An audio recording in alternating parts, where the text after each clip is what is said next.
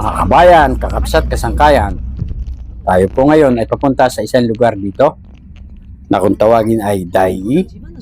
Ito po ay isa ko pa rin po ng lungsod ng Chengdu dito sa probinsya po ng Sichuan. Ang lugar ng Dai ay bantog sa pagkakaroon ng mayamang kultura, lalong-lalo na ang Anren Ancient Town at ang kakaibang mga museo nito tulad ng Jianchuan Museum Cluster. Ang dinadaanan natin mga kabayan ay parang nasa Canada lamang tayo dahil maraming mga puno na naninilaw na ang mga dahon at malapit na ang taglagas. Time check po tayo mga kabayan. Ang oras po natin ay alas 11:30 na ng umaga. At ang temperatura po natin sa labas ay nasa 18 degrees centigrade. At ngayon po ay November 8, 2025.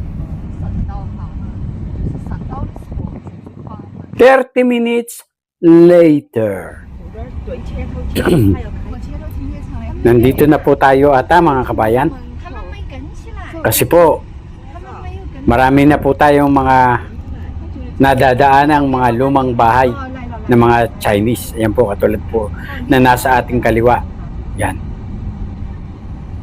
May mga resorts din po ata dito mga kabayan. Napakalinis po ng paligid.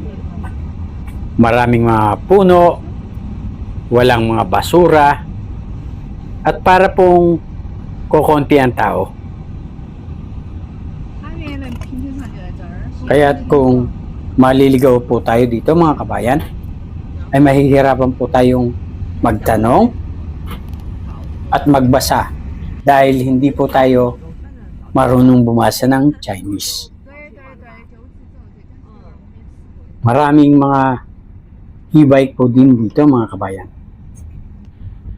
Dahil sa tuwing na gagawin ko ang aking paningin sa kalsada, ay may nakikita kong e-bike. Siguro po dahil ang China po ay ang isa sa mga nangunguna sa produksyon ng e-bike.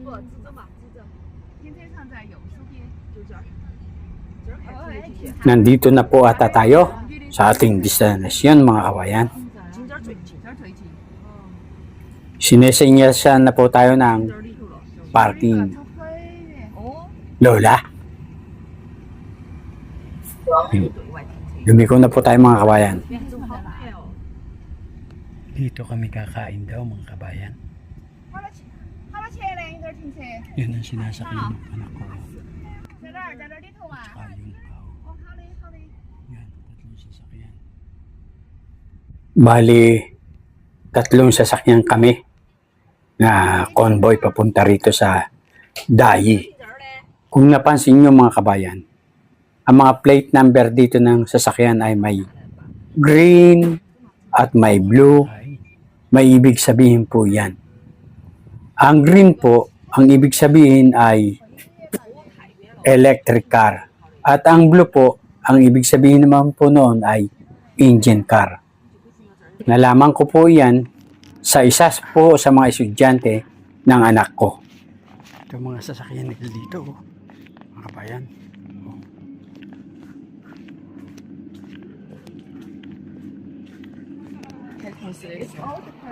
Tingnan nyo mga kabayan, ang sinaunang bahay ng mga Chinese. Maybe you can take picture. Oh, yes. Sure. Go guys. Do you want to picture? Picture. Kuha mo kami lahat Old town, old town. Ha? Old town. Old town, China. Ito daw ay lumang railway dito. Yan, lumang railway. Apo, galing doon. Lumang railway. Papunta rito.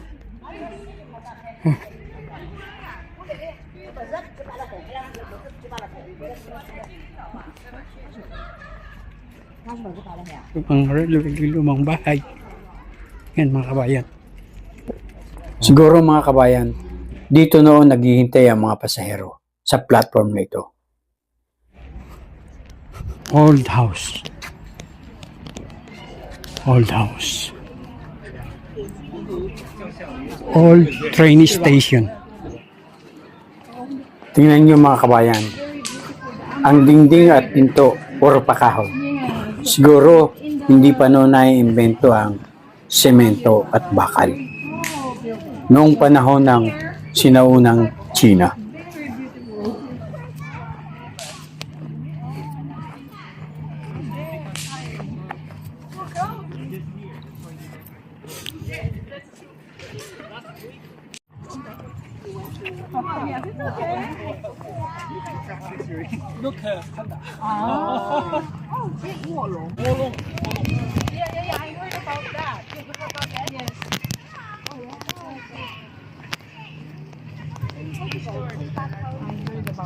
Sabi nila, hindi daw matao ngayon dahil hindi weekend. Kung weekend daw, mas matao. At mas ma-enjoy natin ngayon ang pamamasyal dahil hindi masyadong matao. Dito kami kakain daw. Sa lumang China.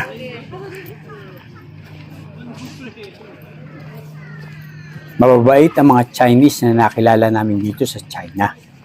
Hindi katulad ng mga Chinese na nakilala namin sa Pinas. Masusungit. Dongdong and my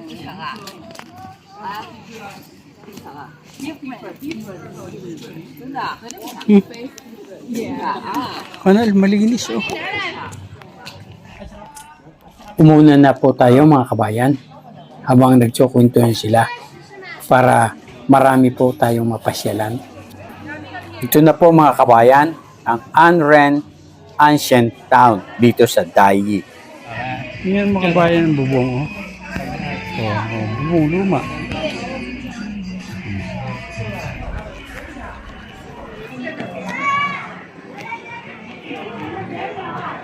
Kahit dito pala sa China, may Changi.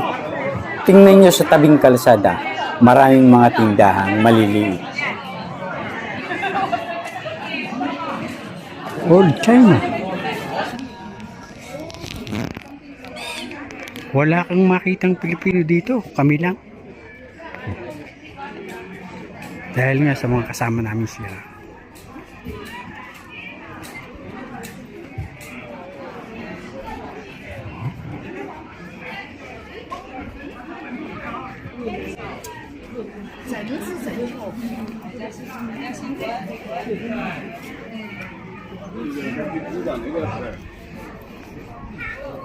Librong bakal mga kabayan.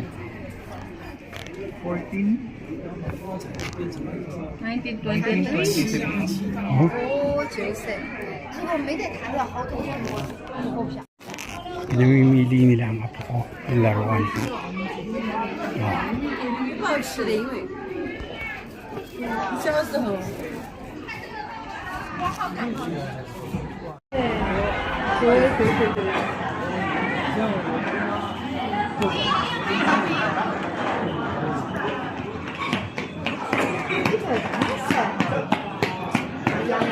May tinda din sila ditong mga souvenir item tulad ng bag, sombrero, at iba't iba pa.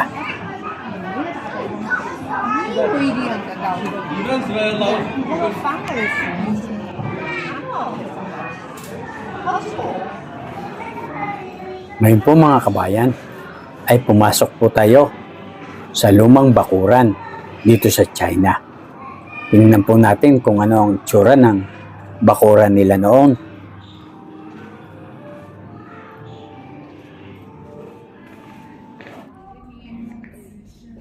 Parang ganito po ang napanood ko ng mga lugar nung nanonood pa ako ng pelikula ni Bruce Lee. Balik na ulit tayo mga kabayan. Ang bubong luma. Oh.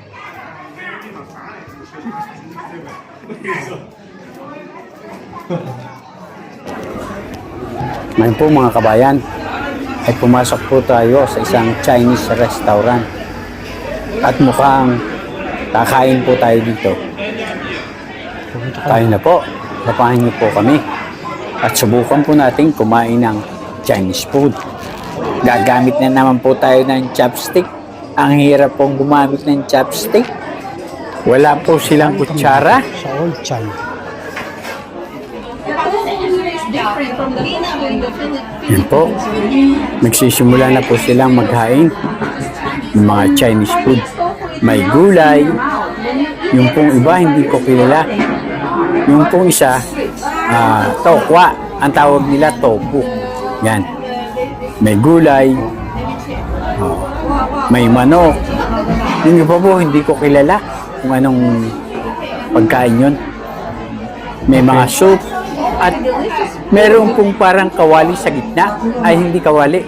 Parang, doon tinutubog yung pagkain mga karne. Ang tawag nila doon po ay hot spot. May kanin din po. Gulay. Yan. Napakarami pong pagkain mga kabayan. Mauubos kaya namin ito. May rice wine din po sila.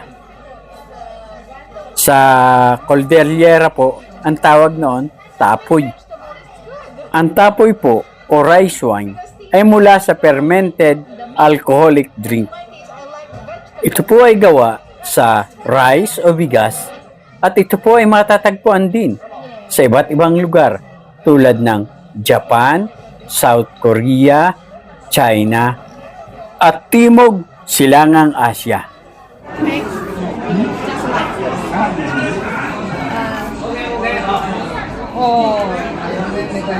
Woman, chicken ba? Yun po ay salitang Chinese na ang ibig sabihin po ay kumain na po tayo.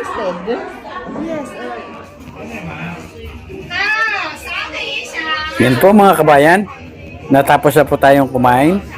Tayo po ay palabas na upang ipagpatuloy po natin ang ating pamamasyal dahil hindi na po maulit ito.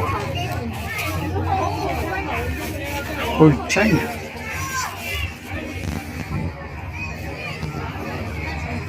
Ngayon po mga kabayan, kakapsat, kasangkayan, ay hinihiling ko po sa inyo bilang isang maliit na content creator na mag-subscribe po tayo.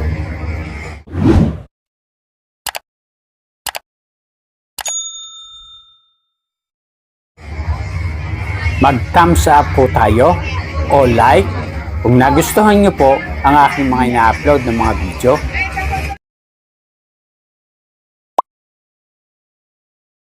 Mag-comment at i-share po natin upang maging updated po kayo para sa susunod ko pang i-upload ng mga video na kapaki-pakinabang, nakalilibang at kapupulutan ng mumunting kalaman. Maraming salamat po sa inyong panunood. Hanggang sa muli. Amoy na amoy. Bye-bye.